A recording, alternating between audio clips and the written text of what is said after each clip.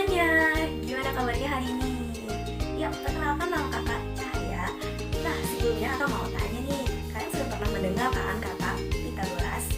Nah, pada pembahasan kali ini, kita mau sama-sama belajar mengenai teorema Pitagoras. Jadi, yuk simak sama-sama adik-adik. Yuk teman-teman, sebelumnya kalian tahu gak ini rumusan apa? Iya benar banget, ini itu rumusan cara mencari teorema Pitagoras. Nah, sebelum lebih lanjut lagi kita membahas materi dari teorema Pitagoras tersebut, kakak mau kasih tahu nih kenapa dinamakan teorema Pitagoras. Nah, jadi kenapa namanya Pitagoras? Karena sebenarnya Pitagoras itu nama dari ilmuwannya sendiri. Jadi ilmuwannya itu bernama Pitagoras yang lahir di Pulau Samos, dan penemuan ini tuh ditemukan sebelum Masehi loh adik-adik. Nah, sebenarnya nih sebelum ditemukan oleh Pitagoras, sebenarnya orang zaman dulu itu tuh udah pada tahu nih cara ngitungnya. Cuma pertama kali teori matematisnya itu ditemukan oleh Pitagoras adik-adik. Jadi kalian udah tahu kan siapa penemu dari teorema Pitagoras dan kenapa dinamakan teorema Pitagoras itu sendiri. Sebelum masuk ke materi, kakak mau tanya nih, siapa yang masih ingat ini segitiga apa? Dan pertanyaannya, kalian tahu gak apa yang dimaksud dengan simbol C ini? Iya, betul banget. Buat kalian udah menjawab, ini benar segitiga siku-siku, dan simbol C ini itu tuh maksudnya sisi miring ya adik-adik. Sisi miring. Nah, gimana sih cara mencari sisi miring ini? Nah, cara mencari sisi miring ini kita akan cari dengan Pitagoras. Nah, yang akan kita bahas di materi ini. Oke adik-adik, di sini kakak akan menjelaskan bahwa teorema Pitagoras hanya berlaku untuk segitiga siku-siku, yaitu segitiga siku-siku yang memiliki 3 bagian.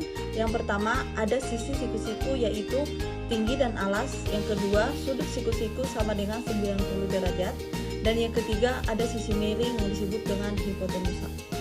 Oke, selanjutnya kita akan membuktikan teorema Pitagoras yang menggunakan luas segitiga siku-siku dan luas persegi.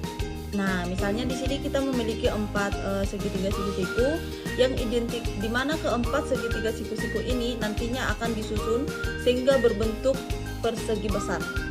Sekarang kita akan mengukur letak segitiga siku-siku tersebut sehingga kita dapat mendapatkan persegi dengan si C di dalam persegi besar ini, sehingga didapatkan bahwa persegi besar sama dengan luas persegi kecil ditambah 4 kali luas segitiga siku-siku.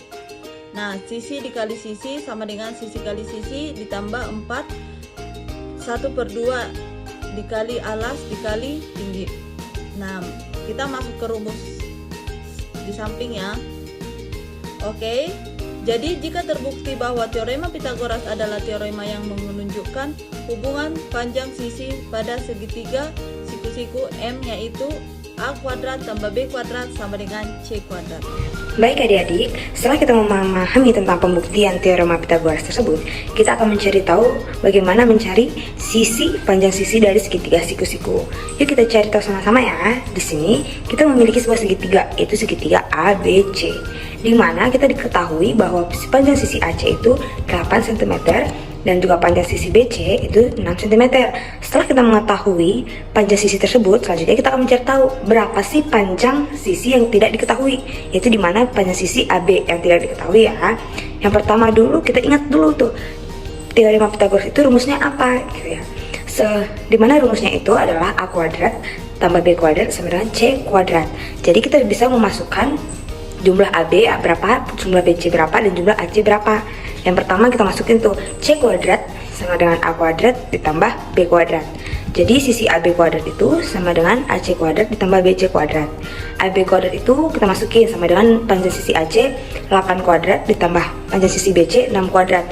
Jadi didapat tuh hasilnya AB kuadrat sama dengan 64 ditambah 36. Jadi AB kuadrat sama dengan 100. Jadi untuk mencari AB itu sama dengan akar dari 100. Jadi panjang AB adalah 10 cm. Baik adik-adik, sehingga kita dapat menyimpulkan bahwa teorema Pitagoras itu adalah sebuah teorema yang menunjukkan hubungan antara panjang sisi-sisi pada segitiga siku-siku, di mana rumusnya adalah A kuadrat ditambah B kuadrat sama dengan C kuadrat.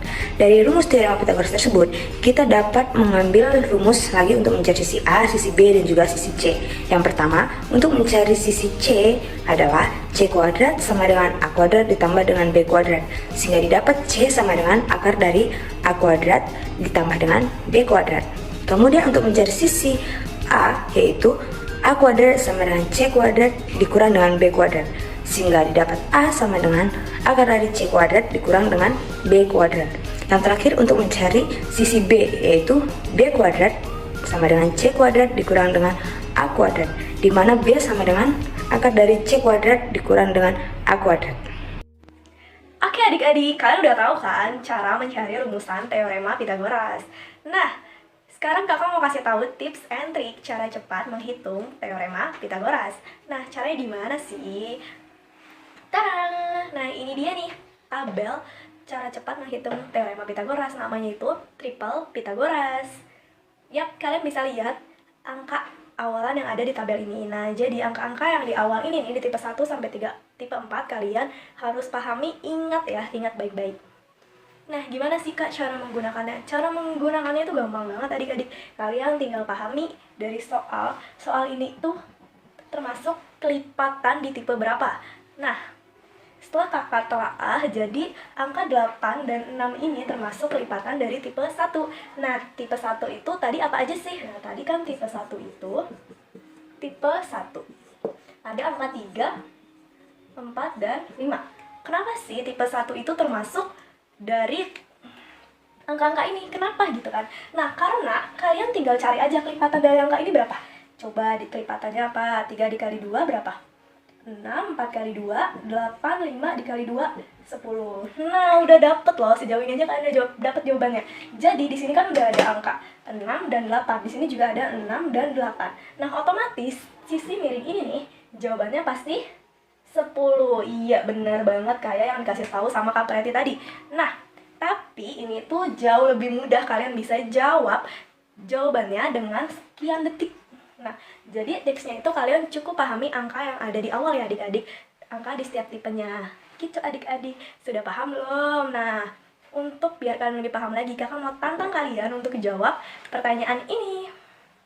Dijawab menggunakan cara cepat triple Pitagoras ya adik-adik.